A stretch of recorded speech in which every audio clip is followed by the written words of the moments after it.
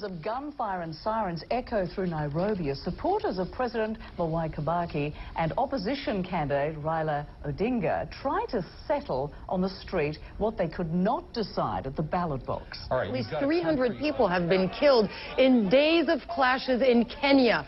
Some 70,000 have fled their homes amid violence breaking down largely along tribal lines. Contains scenes some viewers may find distressing.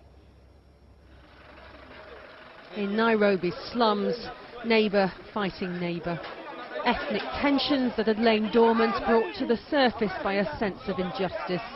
Here in Mathare, one of the capital's poorest areas, thousands walk the streets, attacking those from other tribes. By the election process and work together as one people.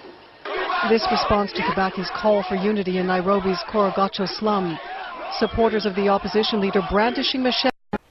Kenya is a homogeneous country ethnicity-wise. They have 13 ethnic groups with an additional 27 smaller groups.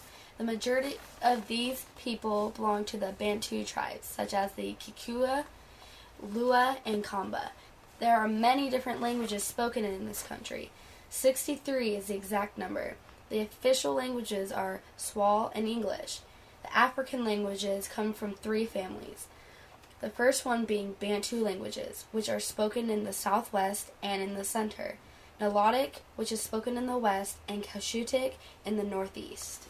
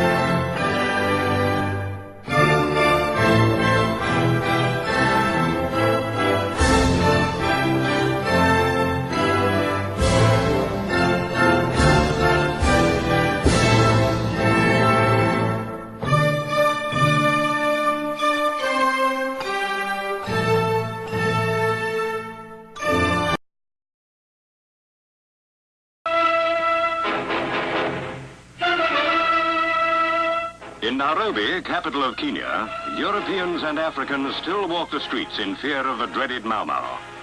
For it is that band of fanatics whose bloody deeds have cast a dark shadow across the face of Kenya. Some are brought in to face justice, others are shot in fights with police and troops, but thousands more escape to continue their crusade of murder and violence. There is little reliable information about the setup of the terrorist organization, for few members even know from whom they take their orders. They obey blindly, savagely attacking the defenseless, burning, looting, murdering. Kenya is the battlefield of a conflict that cannot end until the Mau Mau is dissolved forever.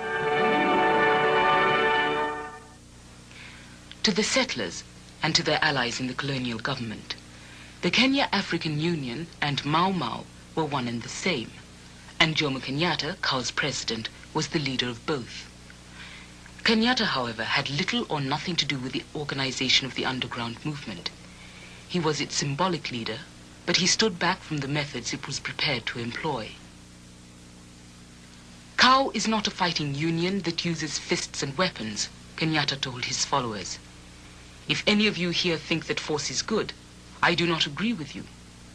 Remember the old saying that he who is hit with a club returns, but he who is hit with justice never comes back.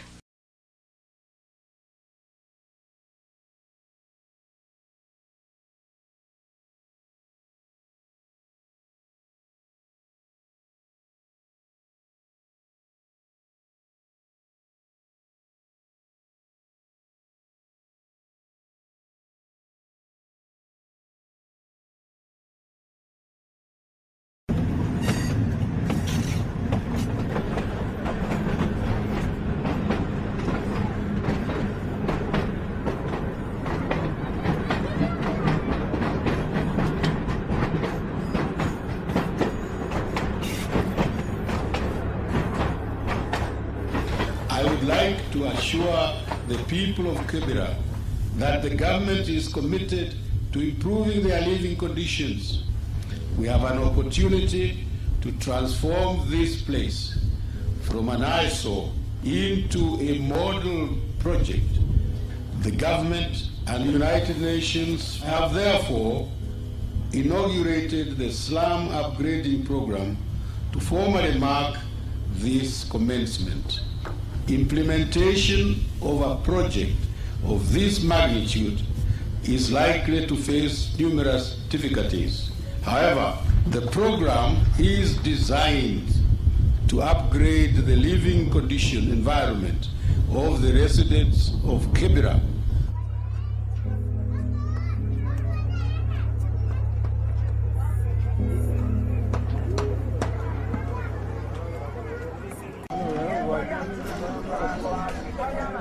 Kibera imeendelea kukua kubwa na maendeleo imerudi chini kifedha, kimaisha imekuwa tight sana. Maisha ya Kibera serikali imekuja eti watabomoa Kibera wajengee watu nyumba permanent ambao bado hatuna hakika. Wakijenga wakisema eti watapeleka sisi prison Lang'ata ndio warudishe sisi hapa. Upande yangu naona ni uongo. You know, in an area for development to occur, we must have a school, okay? We must have a road. We must have a health center, even the market. All those things we are going to lose. Now, how will we survive without a school? How will we survive without a road? How will we survive without a land? Because you know the land is the resource which contains all these things, and now those lands are going to be taken. We know very soon. Those people could have taken the whole area. December 2007 presidential election.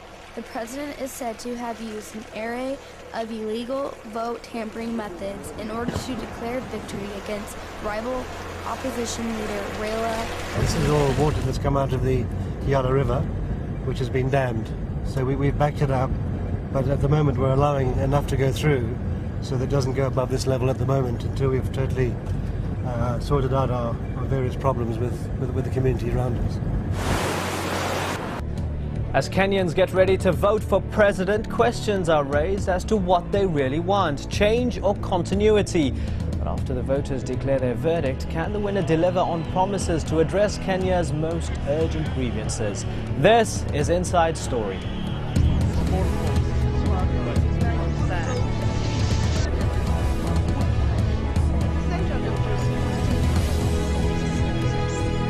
Hello, I'm Imran Garda. At least 3 policemen have been killed in pre-election violence on the final day of campaigning in Kenya. They were dispatched to try to prevent election violence when they came under attack by a mob accusing them of trying to rig the elections. The deaths came as the last days of campaigning for the Kenyan presidential elections drew to an end. It's been a close race between the 2 leading presidential candidates, which consequently raised tensions across the country. Opinion polls show just a few points separating incumbent Mwai Kibaki and the opposition's Raila Odinga, with Odinga in the lead. Allegations of vote rigging are emerging even before a single ballot has been cast. The rising tribal rhetoric between candidates' supporters has raised fears of unrest in the country. Since independence in 1963, Kenya has been a bastion of peace and stability in a very turbulent part of Africa.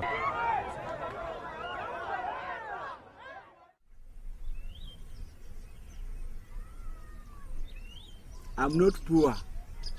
I have a resource that I can exploit and maybe make me become rich. And that resource is being taken away by a developer. Now, this settler is clearing all these things and want me to make poor. Now he wants to make me poor. But as for now, I'm not poor. We cannot allow him to flood our area. And we are not going to allow it. And we will fight it until end.